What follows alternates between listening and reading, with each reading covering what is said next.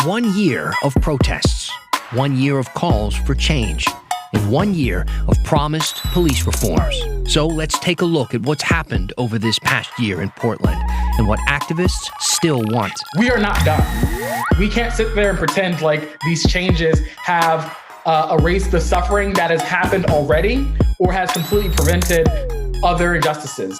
And you might have heard about a court ruling saying cities can't punish people for sleeping outside when they have nowhere else to go. So how does that impact Portland's plan to clear more homeless camps? And I know a lot of sports fans are asking, are we ever going to get a Major League Baseball team in this city? It's a good question, since Portland has been trying for a good 20 years or so. Here's the story. Okay, all right, thanks for being with us. Hi, I'm Dan Haggerty. Welcome to The Story. So I want to tell you a little bit, just for a second, about how we put this show together with an example. Now, when Derek Chauvin was convicted for the murder of George Floyd, it was on every single news channel that day, all day long. And I knew that was going to be the case, regardless of the verdict. So in our morning meeting that day, earlier that day, I said as much, and I thought that we should start our show with something else so that it doesn't look like every other news show on TV. As you can tell, that's something we try to do. So that night, we started The Story with something on, I think, the trash problems that we have been highlighting in the city. And after the show, I got this email from a viewer named Elaine. Dan, totally understand and respect the fact that you don't cover the regular news. But with that said, as a black woman, I think the murder of George Floyd and the verdict should have been quickly addressed prior to your segment on trash, especially since this verdict is historic and has a lot of meaning for people of color, and should have a lot of meaning for all people regarding equity and justice. Now, the next day after that show and after that email, our team talked a lot about what Elaine wrote to us. And at the end of that talk, we all agreed she was right. So tonight, let's start The Story like all the other news shows on TV, and talk about this anniversary, May 25th, the day George Floyd was murdered by a Minneapolis police officer, a day that seemed to live over and over and over again for months, inescapable in the media, on your timeline, in conversations with friends and family, and certainly in our downtown, as people marched through the streets, chanted his last words, and created a social movement unlike anything I've seen in my lifetime. They brought new leaders to power, new ideas to policy, and some of the biggest changes to policing in the history of this city. So tonight, let's talk about this past year. I want to hear your thoughts. Email us at thestory@kgw.com. Find me on Facebook and Instagram, and use Twitter and that hashtag, HeyDan. Let's turn now to the big story. And we are going to stay on that topic. See, after George Floyd was killed and that horrific video hit every TV and cell phone and laptop in the world, this country encountered some uncomfortable conversations. They took several forms, sometimes violent, sometimes loving. And as every major city in this country grappled with these conversations, Portland just seemed to take center stage, didn't we? For more than 100 days, this city protested for Black lives, and for months, night after night, we saw that happen. Now, nearly a year later, why don't we try and see what it accomplished, what progress the city has made since Floyd was killed? Here's Morgan Romero. Don't shoot! This is Portland 1 year ago, in the days following the killing of George Floyd.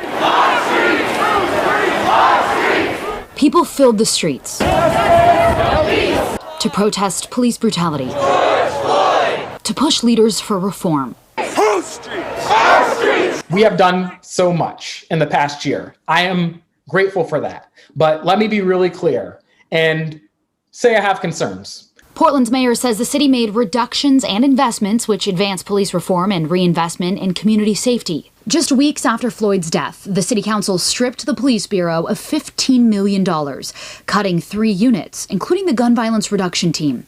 The council diverted the money to community programs assisting people of color. But police union president Daryl Turner argues it shouldn't be one or the other. We should be doing both. It's not a one-pronged effect. It's a multi-pronged effect to be able to do what the community is asking for. Mayor Wheeler came up with a 19-point police reform plan. 13 have been addressed, like moving the Equity and Inclusion Office under the chief. 6 are still in the works, including a ban on chokeholds. A lot of the things that people were asking for, we had already been doing here at the Portland Police Bureau. We are one of the most progressive police agencies in the country.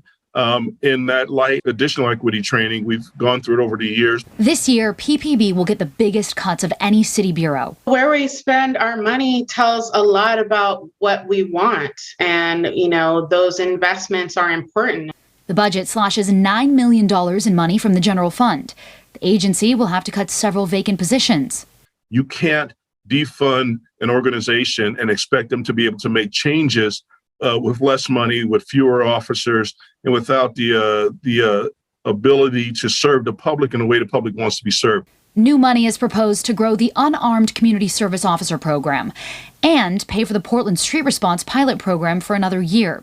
It sends unarmed first responders to answer calls for the homeless. Activists wanted it expanded. I'm very disappointed to see the politics that are bogging down the Portland Street Response. We see that it is not getting the support that it needs to really be able to scale and to show that transformation of public safety as we know it is going to happen. The budget backs the police accountability measure voters passed in November. It created a completely independent oversight committee with teeth to be able to investigate police malpractice and also to be able to recommend and implement new policies within Portland Police Bureau as a whole. The new board is still in the works. And it's very groundbreaking in a lot of ways. It's, leading the way in the country and how we're reimagining what citizen oversight of the police looks like. Reforms aren't only reflected in the budget. Portland changed its approach to record high gun violence, with $4 million for community groups and another $1 million for unarmed park rangers. Resources were also shifted to enhance investigations. You're not able to proactively police the city so that you can slow the gun violence, slow the domestic violence, and all the other things in between. The city council is now involved in contract talks with the police union. When policing protests, Mayor Wheeler required approval before the use of tear gas and ordered PPB to track crowd control munitions. Yes, activists say Portland's leaders listened to some demands, but agree there's still work to do to protect Black lives. Their lives matter now as much as they did a year ago. Their lives have always mattered.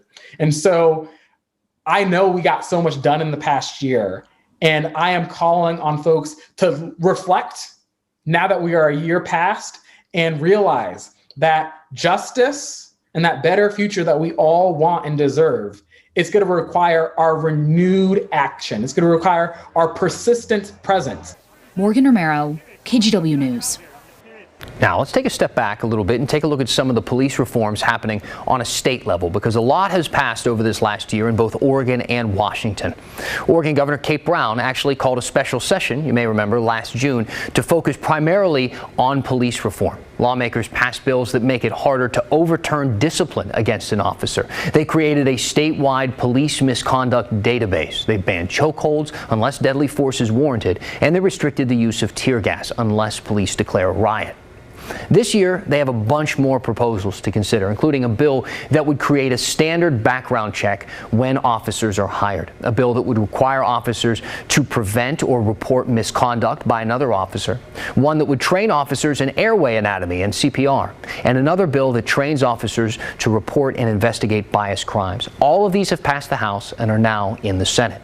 Washington's legislative session wrapped up a month ago and got a lot done on police reform. Lawmakers passed bills restricting the use of deadly force, as well as tear gas, unless police declare a riot or if there's a hostage situation. They banned chokeholds and no-knock warrants, and they've created a statewide use of force database. Now, I want to circle back for a moment to the homeless crisis. We talk about that so often on this show. And we want to talk about the city's promise to clear, their words, more homeless camps starting this week. Yesterday was day one of this new policy. And we told you last night, so far, the numbers have been about the same. We didn't see a huge increase in that first day. There's no real increase in sweeps or really a sign that we'll see a big increase in sweeps coming. Now, you had a ton of questions and theories about this, so we asked Maggie Vespa to get us some answers. Hey Dan, we got some great questions into our story inbox, but first, some context. When COVID hit, the city of Portland largely stopped sweeping homeless camps for fear of spreading the virus. Well, now we know a lot more about COVID and things are opening up, and last week the city announced they would get back to sweeping, their word, more camps. But the numbers surprised a lot of you. Pre-pandemic, the city cleared an average of 50 camps per week. Once the pandemic hit, that number dropped to 5. Enter this new policy and a promise, again, to clean more camps. How many more? As of today, 13 camps are slated to be cleared this week. So we asked if the city has any plans to get back to that pre-pandemic total of roughly 50 sweeps per week, and a rep for the city didn't answer that question directly. He just sent us a statement saying that sweeps are a last resort because they traumatize people. Enter your questions. Mark had a great one. Just a thought, he wrote. I seem to recall that there was a court case in Salem where the city could not clear the homeless off their sidewalks unless they had somewhere else where they could go. Does the case in Salem set a precedent? Would not the same apply to Portland? Mark, thanks for asking. So the case you're referring to is actually Martin v. the city of Boise, as in Boise, Idaho. But you're right, it has been used to fight camping restrictions in several cities, including Salem. Here's the gist. In 2018, the Ninth Circuit Court of Appeals ruled a city cannot charge someone with a crime or give them a ticket for sleeping in a public space if there is a lack of shelter beds, aka nowhere else for that person to go. So we asked several sources whether they think that ruling is tying the city's hands here. First up, Juan Chavez, an attorney and director of the Oregon Justice Resource Center. Do you think the Boise ruling applies here? It very well could be. Now, the realities of lawsuits is that we have to rely on plaintiffs. We have to rely on the facts that exist, and we have to rely on the things that are actually happening. And so to the extent that if the city is in fact punishing people, then that would be a violation. So that's his take, that sweeps in Portland could be challenged based on that ruling, but frankly, someone would have to sue and then let a judge decide. And to that point, the OJRC is actually right now suing the city of Portland over how it handles property collected in these sweeps. We've got more on that lawsuit online. We're just not diving into it here because it was just filed, and at this point, the city isn't commenting. So back to the Boise case and the city's answer. A rep said no. It is not having an impact here. He wrote, the city comports with the Boise case. It undertakes administrative, non-criminal property management actions to clean up and manage public spaces. And he added, the city gives multiple pre-action notices, aka warnings that a sweep is coming, and offers unsheltered persons multiple opportunities to access shelter spaces. Now, all that said, I also checked with the county. Multnomah County right now has more than 1,300 shelter beds available. And the last count showed there are more than 2,000 people sleeping outside. And that was pre-pandemic.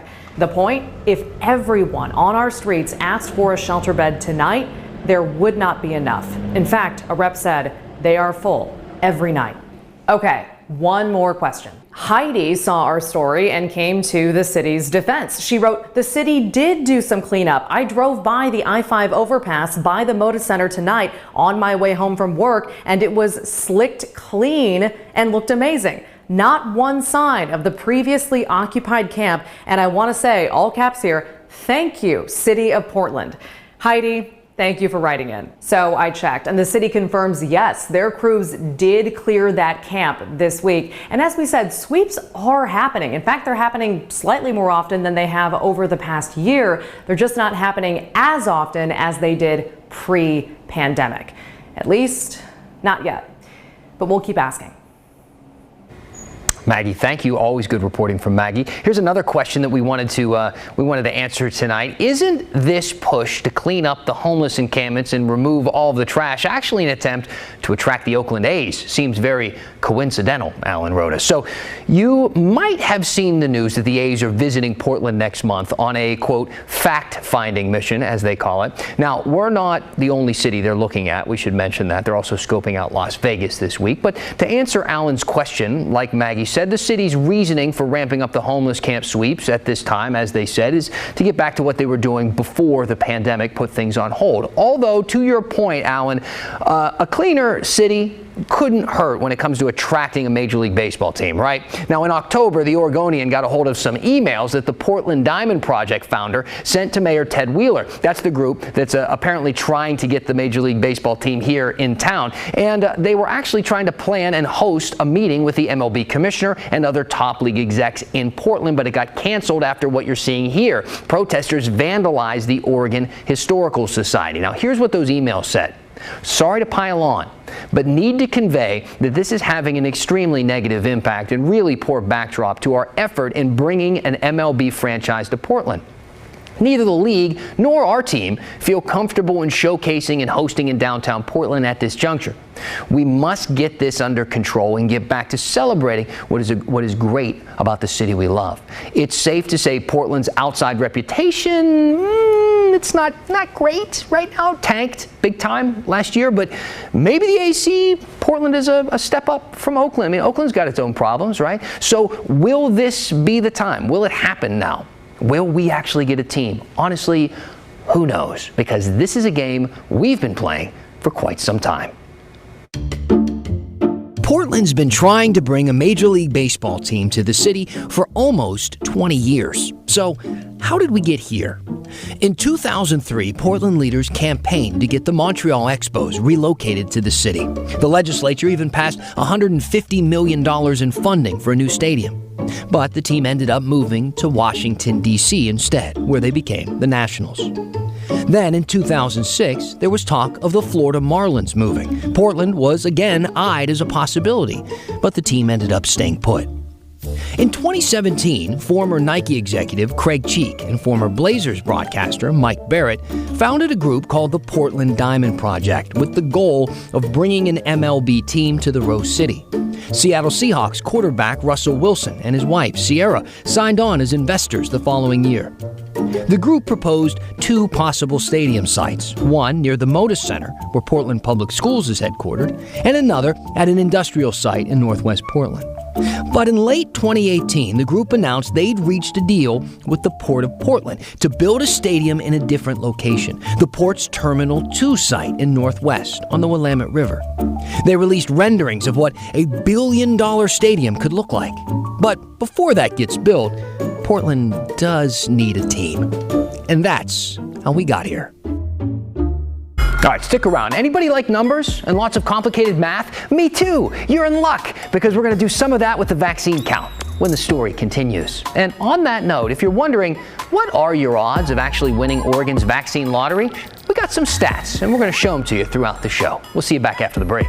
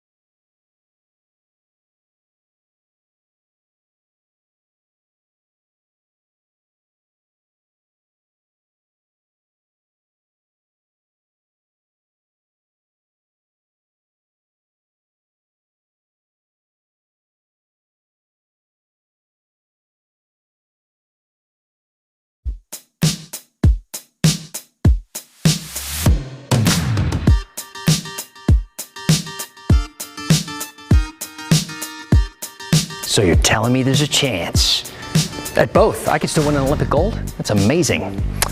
Welcome back. I always go through your emails and your tweets during the break. Read a couple just a second ago that I'm thinking of addressing at the end of the show. Keep them coming. Use that hashtag HeyDan. Email us at thestory@kgw.com. I also want to remind everybody about our Hey Health campaign to give back to the community, or give you ways to give back to this community that we all love and we want to see rise up again. All this week, we are asking you to consider donating to Cascadia Behavioral Health Care. And these people are ingrained in the community. For more than 40 years, they've supported Oregonians of all ages, people experiencing mental health and addiction challenges, trauma, poverty, homelessness, the people in our community who need help the most. So just open your camera on your phone, point it at the QR code you see on your screen. It'll take you to a donation link, and we want a micro donation, okay? That we're not asking you for some big sum of money. If you feel inclined to give $1 or $2 or $5, do that. Give what you can. No matter what the amount is, it helps. Your support will help them to keep their health centers open and their walk-in clinics open, and to make sure that their teams can continue to support the people in this community who are in crisis and continue serving vulnerable community members. Each week, we're going to highlight a different cause, as you know. So if you have a nonprofit or an organization that you feel passionate about, let us know, as so many of you have so far, and we will consider all of them. Use that hashtag HeyDan or email thestory@kgw.com. Now, last night on the show, we talked about how people vaccinated by the VA or some of the tribes are not right now in the running for the Oregon vaccine lottery. They're trying to figure it out, but right now they don't have those names. And that's because those vaccines, the VA and the tribes, they came from the feds, not the state. So they're recorded in a separate database. But we got a few questions about this, like this one from Valerie. I am guessing the counts of adults needed to reach Oregon's 70% threshold does not include those vaccinated from the federal supplies. Can you verify if that's true? And if so, is there any way to estimate how many folks are uncounted and what percent of adults that is? So here is the deal. We checked with the OHA and they said no. They don't include doses given out by the VA and the tribes, those federal doses in their vaccine count dashboard that you see here. So what's the next question, right? How many people are we talking about? How many are actually left out? Because that could matter. We asked the Portland VA, and they said that they vaccinated about 28,000 Oregonians. The Federal Indian Health Service says more than 70,000 shots have been given out in the Portland area. When you take into account that most people have gotten 2 doses of a vaccine, that's roughly, 35,000 people if you do the math.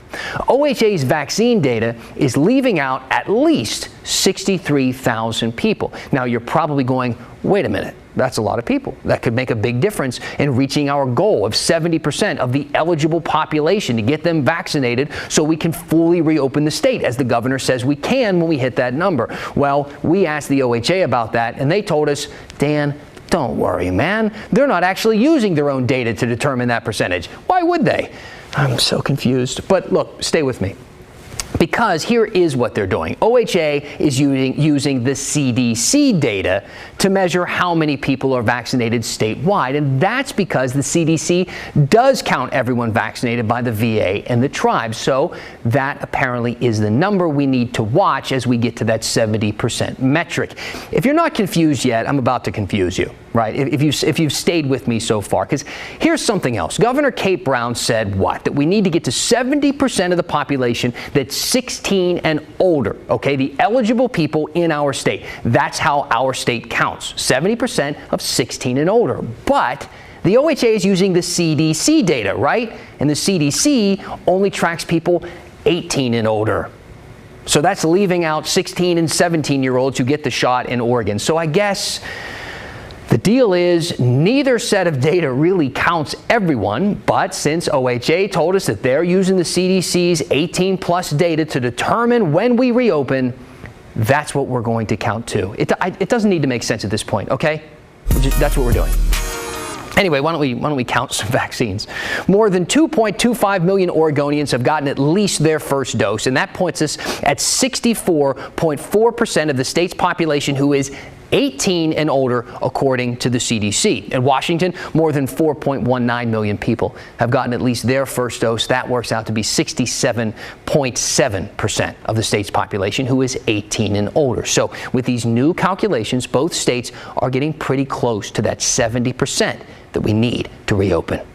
All right, if you have questions about the vaccine or the way we count them, let me know. Use that hashtag HeyDan. I'm going to read some of your comments as we finish this thing up next.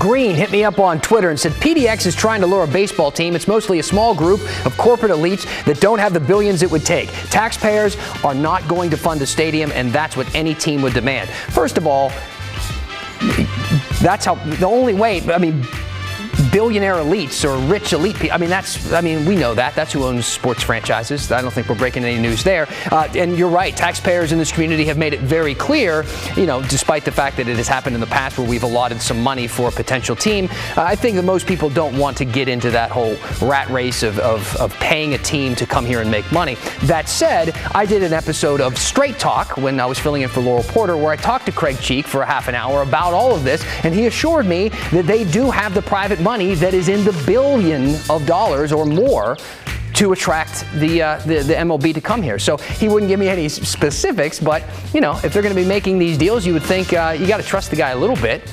We'll wait to see what happens. This is something that has been playing out, as we said, for a very long time. I do want to say before we go tonight, I'm about to take some time off. I'm going to be off for almost the rest of this week and all of next week. Maggie's going to be here. She's better than me anyway, so don't worry about it. You're going to enjoy the show. The whole rest of the team is here, and it's going to be unbelievable. Just sans me. No big deal. So Maggie fans, rejoice. Dan fans, there are a few of you. There are a couple out there. All right, don't worry about it. I'm going to be tan when I come back. It's going to be great.